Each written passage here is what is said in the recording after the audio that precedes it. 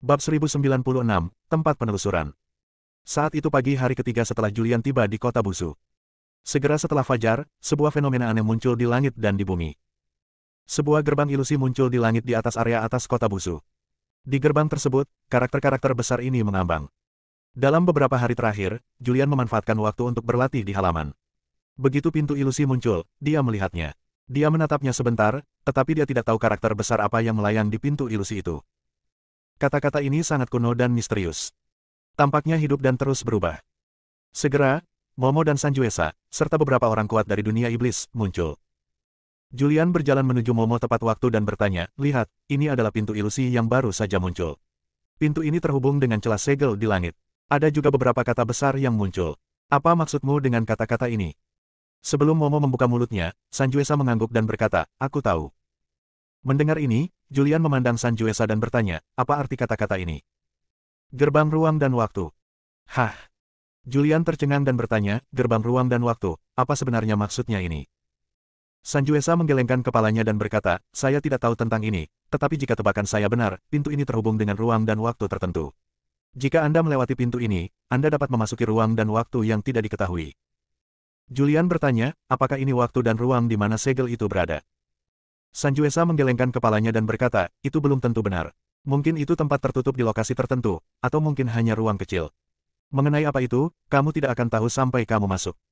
"Apakah gerbang ini disebut ciptaan yang muncul setelah bencana alam?" Julian bertanya lagi.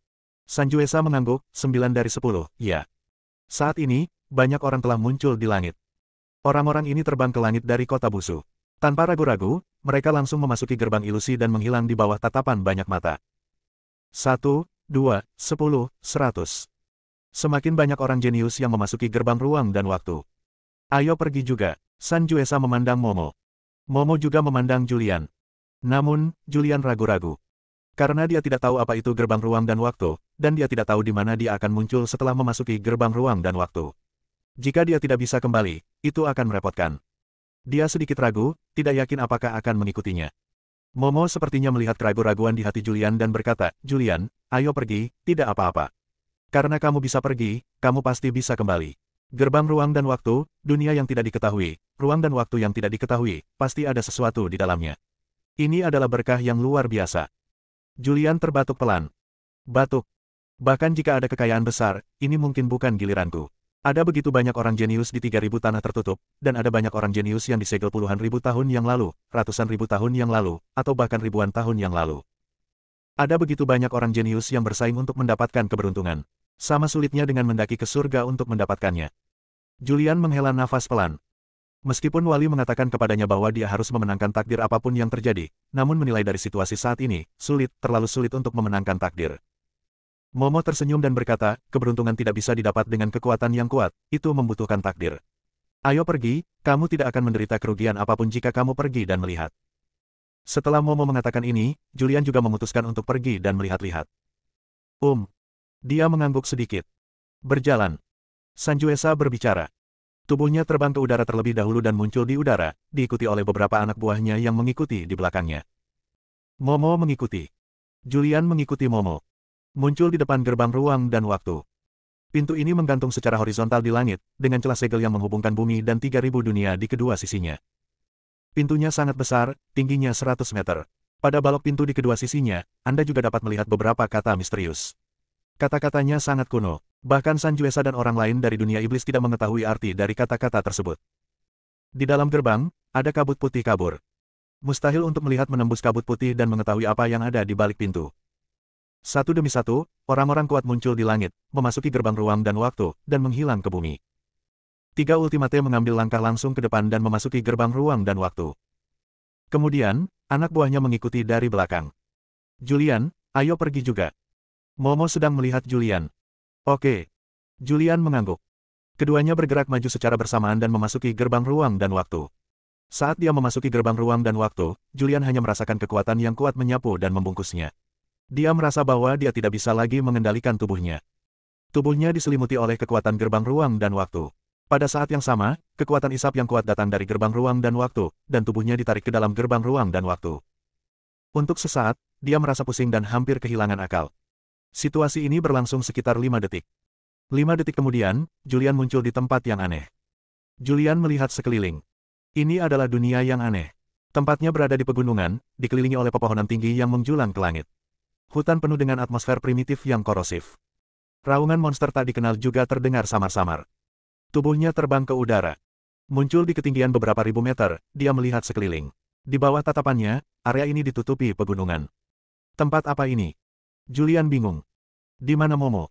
Ia melihat sekeliling, namun tidak menemukan sosok Momo yang membuatnya bertanya-tanya. Ia memasuki gerbang ruang dan waktu bersama Momo, namun tidak ada Momo di sekitarnya dipindahkan ke tempat lain. Selamat datang di negeri yang bisa ditelusuri. Tepat ketika Julian bingung, suara samar datang dari langit yang jauh. Siapa? Siapa yang bicara? Julian menatap sekeliling dengan ekspresi waspada. Saat ini, suara itu terdengar lagi. Tanah retrospeksi adalah dunia magis dan dunia istimewa. Mulai sekarang, menyelesaikan tantangan dapat memundurkan waktu untuk jangka waktu tertentu. Semakin sulit menyelesaikan tantangan, semakin banyak waktu yang mundur. Melihat kembali ke masa lalu, kembali ke asal-usul dunia. Melalui serangkaian tantangan, perjalanan waktu, dan jika Anda menyelesaikan cukup banyak tantangan, Anda dapat melakukan perjalanan kembali ke momen ketika dunia pertama kali terbuka. Dikabarkan bahwa ketika langit dan bumi pertama kali terbuka, beberapa berkas cahaya bermekaran.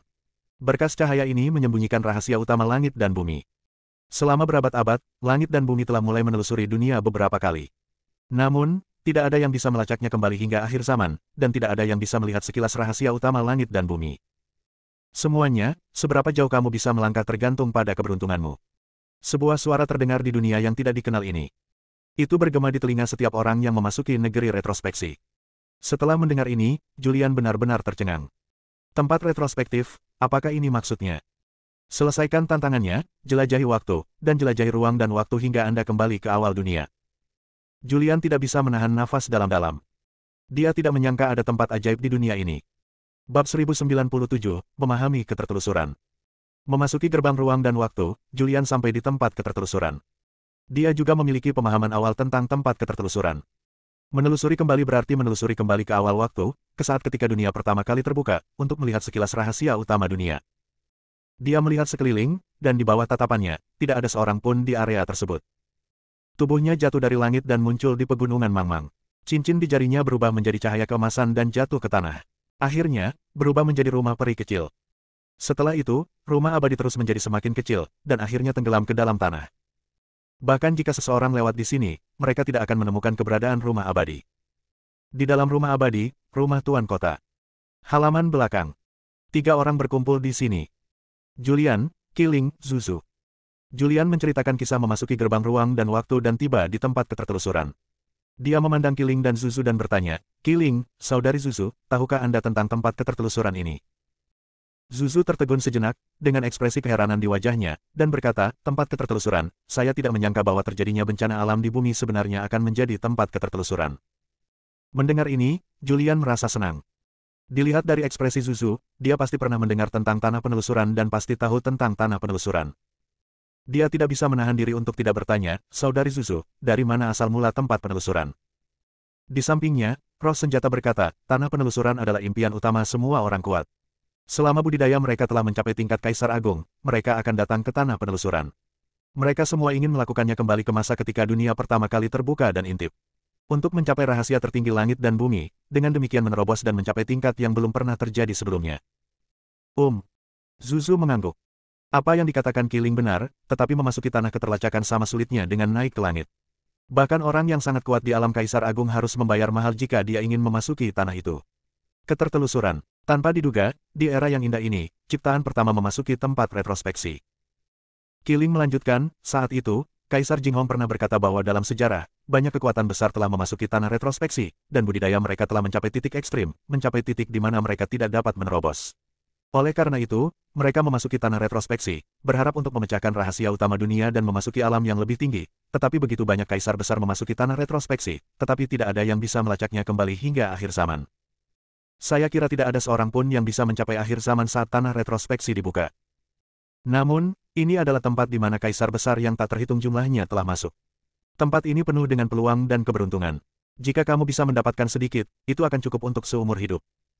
Qing dan Zuzu membuka mulut dan berbicara singkat tentang kemana harus melacaknya. Tempat yang kita telusuri kembali sudah ada sejak awal mula langit dan bumi. Tidak ada yang tahu mengapa itu ada. Yang saya tahu adalah setelah memasuki negeri retrospeksi, selama Anda menyelesaikan tantangan jalan surga, Anda dapat melakukan perjalanan melintasi waktu dan kembali ke masa lalu. Semakin banyak tantangan yang Anda selesaikan, semakin banyak waktu yang Anda miliki untuk melakukan perjalanan. Semakin sulit menyelesaikan tantangan, semakin banyak waktu yang dibutuhkan untuk melakukan perjalanan. Hingga kita kembali ke masa ketika langit dan bumi pertama kali terbuka. Zuzu memandang Julian sambil tersenyum dan berkata, Julian, tidak peduli apapun, kamu dilahirkan di era ini, yang merupakan takdir terbaik. Tidak peduli langkah mana yang dapat kamu ambil saat ini, kamu dapat memasuki ranah retrospeksi di dunia ini pasti akan bertahan seumur hidup untukmu. Julian mengangguk dan bertanya, apakah Suster Zuzu tahu apa tantangan dari tanah yang bisa dilacak ini? Zuzu menggelengkan kepalanya dan berkata, saya tidak tahu tentang ini, karena tantangan di bidang ketertelusuran berkaitan erat dengan jalan surga. Ini bukan buatan manusia, tetapi dibentuk oleh jalan surga. Jalan surga. Julian mendengar kata ini lagi. Zuzu tampak cemas dan berkata, hei, bagaimana aku bisa memberitahumu? Biar ku beritahukan padamu seperti ini, surga adalah eksistensi yang mengendalikan segala keteraturan. Ini adalah eksistensi yang melampaui segalanya. Kelahiran, usia tua, penyakit, dan kematian dari semua makhluk hidup berada di bawah kendali surga. Julian masih tidak mengerti. Kiling berkata, kamu belum perlu memahami hal ini. Aku hanya bisa memberitahumu ini. Semua kultivasi dan semua upaya adalah untuk mendekatkan diri pada jalan surga. Semakin kuat kamu, semakin dekat kamu dengan jalan surga, dan semakin sedikit kebal Anda terhadap kontrol jalan surga. Zuzu mengangguk dan melanjutkan, ketika kamu cukup kuat untuk dekat dengan jalan surga, kamu dapat mengintip rahasia surga melalui jalan surga, memprediksi apa yang akan terjadi selanjutnya, dan bahkan membalikkan keadaan dan mengubah beberapa hal. Di bawah tekanan surga. Penjelasan mereka terlalu esoterik. Julian juga tidak mengerti. Julian bertanya, lalu apa yang harus saya lakukan sekarang? Zuzu berkata, tentu saja saya akan keluar dan menerima tantangan itu. Kiling mengangguk, ya, Zuzu benar. Terlebih lagi, menurutku pembukaan tanah retrospektif kali ini tidak biasa. Dalam keadaan normal, hanya orang kuat di tingkat kaisar yang memenuhi syarat untuk memasuki tanah retrospektif, tapi kali ini di tempat ketertelusuran terbuka untuk dunia luar, dan makhluk dari tingkat manapun dapat memasukinya. Saya pikir ini adalah niat Tuhan untuk melepaskan air. Zuzu menyemangati Julian, Julian, ayolah, aku yakin kamu bisa melakukannya. Jika kamu bisa kembali ke awal waktu dan mengintip beberapa rahasia dunia, kamu akan mendapat manfaat darinya selama sisa hidupmu. Julian mengangguk dan berkata, kalau begitu aku keluar dulu. Ayo, Zuzu melambaikan tangannya. Sebuah pemikiran terlintas di benak Julian, dan saat berikutnya muncul di dunia luar. Cahaya keemasan muncul di tanah, dan cahaya keemasan berubah menjadi cincin, yang muncul di jari Julian. Julian melihat sekeliling, melihat pegunungan primitif ini, dan bergumam pelan, menelusuri kembali ke tempat itu, kembali ke saat dunia pertama kali terbuka, jalan surga, semua ini sungguh misterius. Tapi, bagaimana kita bisa menantangnya? Julian bingung. Saat dia sedang bingung, sebuah suara terdengar. Setiap gerakan, perkataan, atau perbuatan di negeri penelusuran dapat memicu tantangan. Namun, negeri penelusuran sangat berbahaya dan Anda akan mati jika tidak memperhatikan. Wush! Saat ini, cahaya putih jatuh dari langit. Token putih melayang di depan Julian. Suara itu terus terdengar, setiap makhluk yang memasuki tanah penelusuran dilindungi. Jika ada krisis kehidupan dan Anda menghancurkan tokennya, Anda dapat meninggalkan tanah penelusuran. Tentu saja, pergi berarti kehilangan kualifikasi untuk menantang. Julian melihat token putih yang melayang di depan matanya dan menyimpannya. Tempat yang ajaib. Saya tidak menyangka setelah memasuki tanah retrospeksi, saya masih dilindungi. Apakah ini dilindungi oleh surga? Julian berbicara dengan lembut. Hingga saat ini, dia masih belum mengetahui siapa yang berbicara. Mungkinkah dikatakan bahwa ada orang kuat misterius yang tersembunyi di tempat yang bisa dilacak ini, dan apakah orang kuat ini mengendalikan segalanya? Pikiran ini muncul di benak Julian.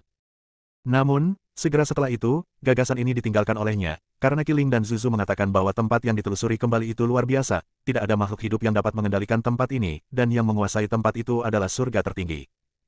Ini adalah jalan surga yang melampaui segalanya. Julian, kita benar-benar musuh di jalan sempit. Tepat ketika Julian bingung, tawa aneh datang dari kejauhan. Bab 1098, musuh datang ke pintu. Julian mendengar suara itu dan menoleh. Di kejauhan, seorang pria terbang dengan cepat dan muncul di hadapannya dalam beberapa detik. Julian melihat dengan jelas bahwa pria ini tidak terlihat terlalu tua, hanya berusia sekitar 25 atau 26 tahun. Dia mengenakan baju besi hitam dan memiliki pedang panjang di pinggangnya. Dia muncul beberapa meter dari Julian, dengan ekspresi suram dan niat membunuh di ekspresinya. Siapa kamu? Julian bingung. Dia tidak mengenal orang ini. Mengapa musuh selalu berada di jalan yang sama? Saya memperkenalkan diri sambil tersenyum. Pria berbaju hitam berkata dengan suara rendah, nama saya Kavaleri Hitam, dan saya berasal dari Alam Chang. Mendengar kata Alam Chang, Julian mempunyai firasat buruk di hatinya, karena ia telah membunuh banyak makhluk di Alam Chang dan memiliki keluhan dengan banyak orang di Alam Chang. Julian tertegun sejenak, lalu dia mengepalkan tinjunya dan berkata, itu Heike, halo.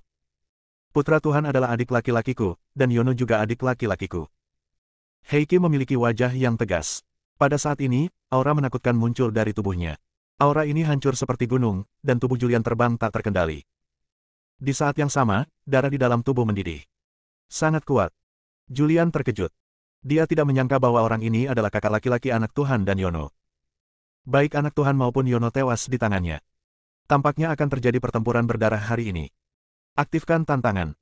Tepat ketika Julian terkejut, sebuah suara datang. Suara ini sepertinya datang dari langit yang jauh, dan sepertinya terngiang di telingaku sendiri. Ini membuat Julian tercengang. Apakah ini juga bisa menjadi tantangan? Hush! Segera tarik napas dalam-dalam. Pada saat ini, wajah Heike juga sedikit terkejut. Jelas dia juga mendengar suara itu dan tahu bahwa dialah yang menginspirasi tantangan tersebut. Pergilah ke neraka. Wajahnya menjadi gelap dan dia meraung dengan marah. Lalu dia memutar tinjunya dan meninju Julian. Pukulan ini mengandung kekuatan yang menakutkan. Sebelum Julian sempat bereaksi, tinju menakutkan menghantamnya dengan panik, dia mengangkat tangannya untuk melawan. Boom! Kedua kekuatan itu bertabrakan, dan terjadilah ledakan yang menderu.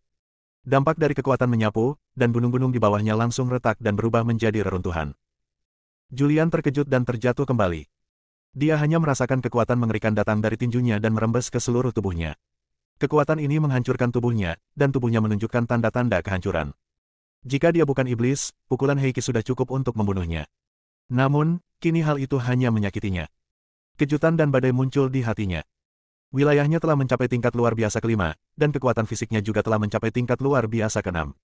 Sekarang dia bukan musuh Heike. Saat dia terkejut di dalam hatinya, energi iblis muncul di tubuhnya. Energi iblis beredar ke seluruh tubuhnya, dan retakan di tubuhnya sembuh dalam sekejap. Julian mengambil kesempatan ini dan dengan cepat mundur, menjaga jarak tertentu dari Heike itu. Heike melihat bahwa Julian terluka, melihat retakan muncul di tinjunya, dan retakan itu langsung menyebar ke seluruh tubuhnya. Menurutnya, Julian pasti akan mati, tetapi kemudian Julian terjatuh kembali, dan luka di tubuhnya juga pulih.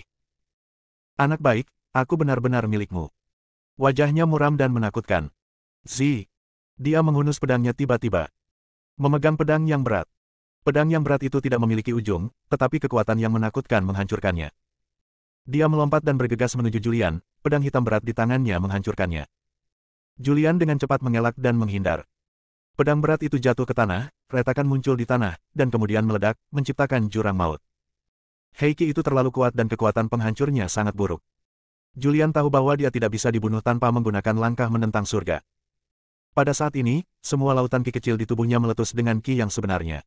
Ki yang sebenarnya menyebar ke seluruh tubuhnya dan menghancurkan tulang punggungnya. Dia tiba-tiba mengambil langkah ke depan, dan kekuatan langit dan bumi dengan cepat berkumpul ke arahnya. Kekuatan langit dan bumi memasuki tubuh dan membentuk tulang punggung tingkat pertama. Dengan satu langkah, Heike juga merasakan kekuatan dahsyat menghancurkannya. Namun, kekuatan ini tidak cukup untuk mengejutkannya. Dia mengangkat pedang panjang hitam dan menebasnya dengan keras. Pedang itu keluar, menciptakan badai. Julian mengambil beberapa langkah dalam sekejap, membentuk kembali beberapa tulang belakang, dan langsung menghancurkan badai energi pedang. Langkah menentang surga adalah keterampilan rahasia suku kera dewa kuno. Keterampilan rahasia ini terlalu menakutkan. Setelah Julian mengambil beberapa langkah, bahkan Heike pun terkejut, dan tubuhnya tidak bisa menahan diri untuk mundur terus melangkah maju. Segera, 33 langkah diambil. 33 duri dibentuk kembali. Saat ini, auranya terintegrasi sepenuhnya dengan langit dan bumi. Kakinya mengandung kekuatan yang sangat kuat. Puncak-puncak di kawasan ini seluruhnya terinjak dan berubah menjadi reruntuhan. Julian berdiri di udara, menatap Heike di bawah, dengan ekspresi tenang dan percaya diri di wajahnya. Heike, aku tidak ingin membunuhmu, tetapi kamu datang untuk mencari kematian atas inisiatifmu sendiri. Sekarang aku akan mengirimmu ke jalanmu. Kekuatan langkah menantang surga membentuk medan magnet yang menakutkan. Heike berada di medan magnet ini dan berada di bawah tekanan langit dan bumi sepanjang waktu. Bahkan jika dia memasuki tahap kelima menjadi orang suci, dia tidak dapat menahannya. Energi sejati juga mengalir ke seluruh tubuh, menunjukkan tanda-tanda keluar dari tubuh. Penuh kebencian. Heike itu meraung dengan marah. Menatap tekanan yang dibentuk oleh langkah menantang surga, dia mengangkat pedang panjang di tangannya dan menyerang dengan keras. Pedang panjang itu meledak dengan kekuatan yang menakutkan. Dan tulang punggung Julian yang dibentuk oleh kekuatan langit dan bumi juga menunjukkan tanda-tanda retak. Pedang yang mengerikan. Julian terkejut. Dia selalu berpikir bahwa langkahnya yang menentang surga tidak terkalahkan. Tapi sekarang tampaknya langkah penentang surga tidak terkalahkan. Selama musuh cukup kuat, dia bisa mematahkan langkah penentang surga. Setelah langkah penentang surga dipatahkan, dia akan menjadi lemah. Jika dia tidak bisa membunuh Heike dan dikalahkan oleh Heike, dia akan mati. Sementara Julian tertegun, Heike itu telah tiba. Pedang berat itu langsung menghancurkannya. Swoosh! Pedang emas muncul di tangan Julian. Dia mengangkat pedangnya untuk melawan. Namun, bahkan jika dia menggunakan langkah penentang surga dan menggandakan kekuatannya, dia tidak dapat melakukan apapun terhadap Heike itu. Alam Heike berada di puncak tahap ke-6 menjadi orang suci, dan sangat dekat dengan tahap ke-7, benar-benar menghancurkannya dalam hal kekuatan. Tubuhnya terus menurun. Matilah kau. Heike itu mengangkat pedangnya dan menyerang dengan ganas. Itu hancur di tengah dengan kekuatan yang menakutkan, bang. Kedua pedang itu bertabrakan dan meletus dengan kekuatan yang menakutkan. Tekanan mengerikan menyapu tubuhnya dari pedang naga pertama. Julian tidak dapat menahan tekanan tersebut. Tubuhnya jatuh dari langit dan jatuh dengan keras ke tanah, tenggelam ke dalam reruntuhan di tanah. Setelah Julian ditembak jatuh, Heike kembali mengambil tindakan. Karena dia melihat keanehan Julian, dia tidak ingin memberi Julian kesempatan untuk bernapas. Pedang hitam di tangannya mekar dengan cahaya pedang hitam, dan cahaya pedang sepanjang 100 meter jatuh dari langit dan mendarat di tempat Julian jatuh. Boom! Di bawah, terdengar suara gemuruh yang keras. Tempat jatuhnya Julian dihancurkan lagi oleh energi pedang sepanjang 100 meter, dan lubang sedalam selebar 100 meter muncul. Setelah melakukan semua ini, Heike menghela nafas lega. Bahkan jika Julian menentang surga lagi, dia akan mati jika pedang ini dihantam. Saya benar-benar tidak menyangka hal ini juga bisa memicu tantangan. Tepat ketika Heike itu menghela nafas lega, sebuah tawa datang dari kejauhan, diikuti oleh aura pedang yang menakutkan. Brengsek! Heike mengumpat dengan marah dan berbalik untuk melawan. Bab 1099, selesaikan tantangannya, kota tanpa akhir. Heike itu membunuh Julian, tetapi sebelum dia bisa mengatur napas, seseorang muncul lagi. Orang ini sangat kuat, dari segi aura, dia bisa dihancurkan sepenuhnya. Pertama kali mereka bertarung, dia terkejut dan mundur. Di kawasan ini, pertempuran sengit kembali terjadi. Saat ini, di reruntuhan di bawah. Julian terbaring sekarat di reruntuhan. Kekuatannya telah meningkat pesat, dan dia menjadi lebih kuat ketika dia melakukan langkah yang menentang surga. Namun, kekuatannya saat ini ketika menggunakan langkah yang menentang surga hanya mirip dengan seorang biksu di tahap ke-6 tahap menjadi orang suci. Budidaya Heike telah mencapai puncak tahap ke-6 menjadi orang suci, dan sangat dekat dengan tahap ke-7. Meski sama-sama berada di tahap ke-6, ada perbedaan kekuatan yang sangat besar. Julian terluka. Namun, dia belum mati. Tubuhnya adalah tubuh iblis, dibentuk kembali oleh teratai iblis. Bahkan Heike pun tidak cukup untuk membunuhnya. Dia juga merasakan pergerakan di dunia luar dan mengetahui bahwa ada pertempuran sengit lainnya di luar. Dia tidak muncul. Sebaliknya, dia berbaring di tanah di antara reruntuhan dan mengambil kesempatan ini untuk pulih. Energi iblis mengalir di tubuhnya, dan luka di tubuhnya sembuh dengan cepat. Dalam waktu kurang dari 1 menit, dia pulih sepenuhnya, dan kekuatannya kembali ke puncaknya. Di luar, pertempuran masih berlangsung. Fluktuasi kekuatan yang mengerikan melanda, menghancurkan segalanya. Gunung itu rusak parah, dan terdapat lubang-lubang yang dalam di tanah. Pertempuran itu berlangsung sekitar setengah jam. Julian telah merasakan pertempuran di luar, dan dia merasa bahwa Heike dan biksu lainnya tidak mati, tetapi terluka. Dunia luar. Heike terluka, dengan luka berdarah di lengannya. Dia menatap pria berjubah hitam di depannya. Pria berjubah hitam juga terengah-engah, menatap Heike itu, dan berkata dengan dingin, "Aku tidak menyangka kamu akan begitu sulit, tapi jika kamu bertemu denganku, kamu akan mati." Pada saat ini, teratai hitam terbang keluar dari tanah tanpa suara. Teratai hitam ini muncul di udara, mekar dengan aura hitam. Ini. Heike dan pria berjubah hitam terkejut. Pada saat ini, untaian energi iblis hitam yang tak terhitung jumlahnya muncul di teratai hitam. Energi iblis menyapu dan langsung menjebak pria berjubah hitam. Energi iblis hitam memasuki tubuh pria berjubah hitam. Pada saat ini, dia merasakan energi aslinya ditelan, dan esensi darahnya ditelan. Dia merasakan ketakutan akan kematian. Ah, tidak. Matanya melebar dan dia menggunakan seluruh kekuatannya.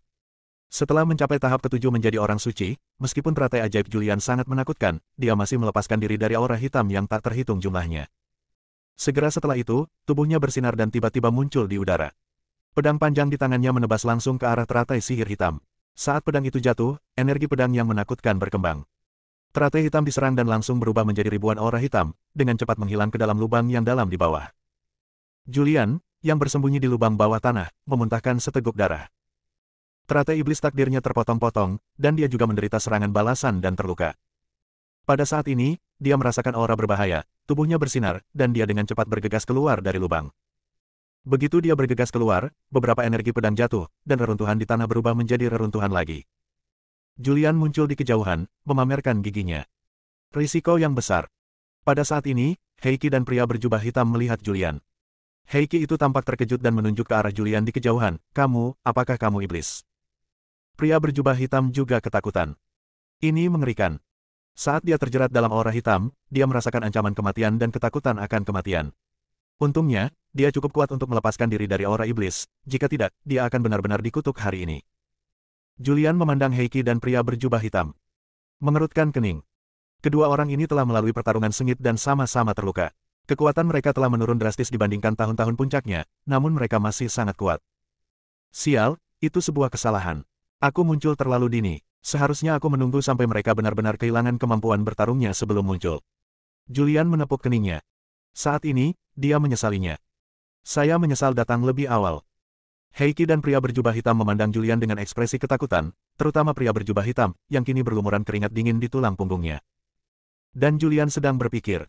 Dia tidak punya dendam terhadap pria berjubah hitam. Selama dia tidak mengambil tindakan, pria berjubah hitam tidak akan melawannya dengan putus asa. Tapi berbeda dengan Heiki. Hadapi Heiki terlebih dahulu. Julian punya ide di benaknya. Heiki, ini saatnya kamu mati. Julian berbicara dengan dingin, dan ketika suara itu datang, energi iblis muncul di tubuhnya lagi, dan energi iblis berkumpul untuk membentuk teratai hitam.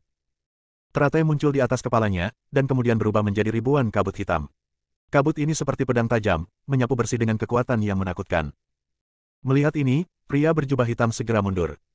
Heiki, di sisi lain, memegang pedang berat dan terus menebas, memotong aura hitam yang menyapu menjadi berkeping-keping. Kekuatannya sangat kuat, bahkan jika Julian menggunakan teratai hitam, dia tidak akan dapat melakukan apapun terhadap Heiki dalam waktu singkat. Namun, Heiki itu sudah terluka. Sekarang terjerat dalam teratai hitam, saya merasa sedikit tidak berdaya. Segera, dia terkena aura hitam dan tubuhnya terbang mundur. Julian memanfaatkan kesempatan ini dan mendesak teratai hitam dengan seluruh kekuatannya.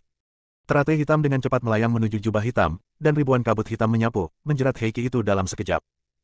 Ribuan aura hitam menjerat Heiki, terus-menerus melahap energi sejati dan esensi darahnya, dan teratai hitam juga memberi Julian kekuatan murni. Kekuatan fisik Julian ada di sini. Ah! Heiki itu mengeluarkan jeritan yang menyedihkan. Dia mati sambil berteriak. Tak lama kemudian, jeritan itu menghilang. Heiki itu berubah menjadi tumpukan tulang. Energi sejatinya, daging dan darahnya, diserap seluruhnya oleh teratai hitam. Heiki itu terjerat dalam energi iblis dan mati bahkan tanpa menggunakan kartu trufnya. Teratai hitam menjadi aneh lagi. Ada sedikit warna putih di dalam hitam, yang terlihat sangat aneh.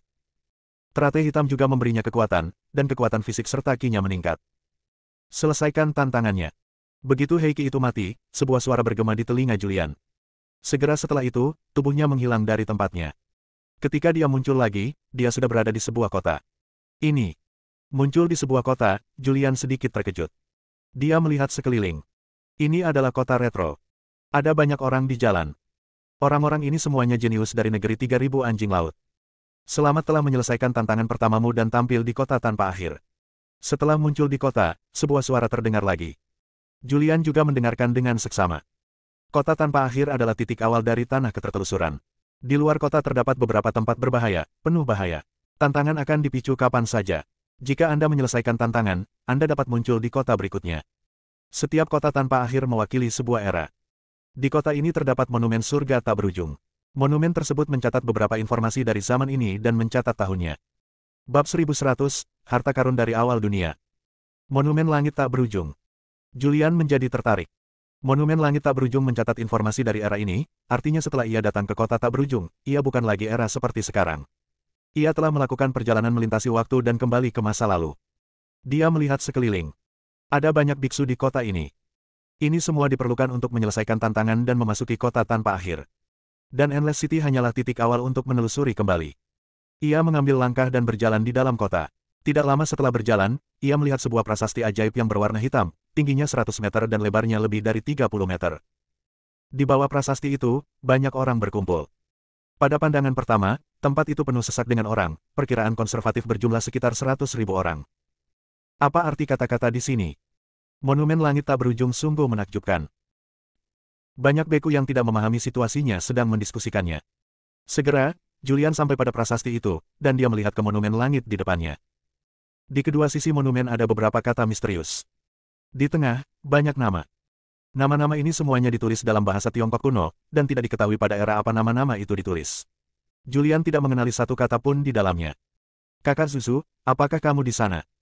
Julian berkomunikasi dengan rumah abadi dari hatinya dan bertanya pada Zuzu. Tak lama kemudian, Zuzu menjawab, kamu di mana?